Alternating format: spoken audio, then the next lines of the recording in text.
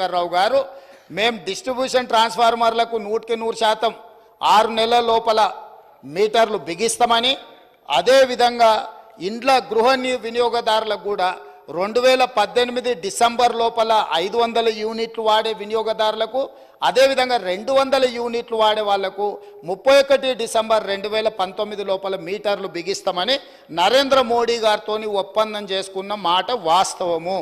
ఈ అధికారిక రికార్డులను తమరి ద్వారా అబద్ధాలు సభను తప్పుదోవ పట్టించిన హరీష్ రావు గారికి నేను ఇస్తున్నా.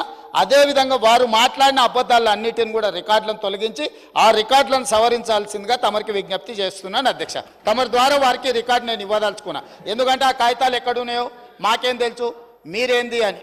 అందుకే అధ్యక్ష, మా వెంకటరెడ్డి గారు ఒక మాట చెప్పారు, వారికి హాఫ్ నాలెడ్జ్ అని.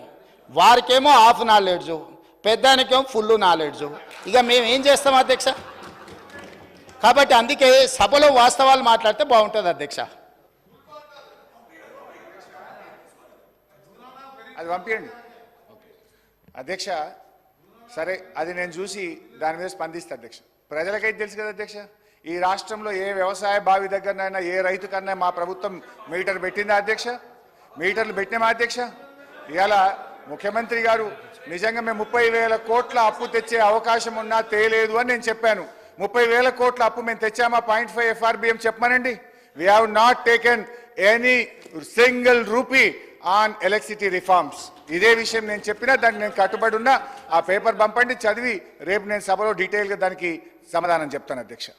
అధ్యక్ష, ముఖ్యంగా బీసీల విషయంలో ఈ ప్రభుత్వం ఆనాడు కామారెడ్డి డిక్లరేషన్లో 1,00,000 కోట్ల రూపాయలు బీసీలకు ఖర్చు పెట్టాం 5 ఏళ్లలో అని చెప్పారు. అంటే 1,00,000 కోట్లు అంటే సంవత్సరానికి 20,000 కోట్లు బడ్జెట్లో పెట్టాలి. కానీ గౌరవనీయులు ఆర్థిక శాఖ మంత్రి గారు ఈ బడ్జెట్లో కేవలం 9,000 కోట్లు మాత్రమే పెట్టారు. అది ఎట్లా ఖర్చు పెట్టారు, మరి ఆ 1,00,000 కోట్లు ఎట్లా నింపుతారో కూడా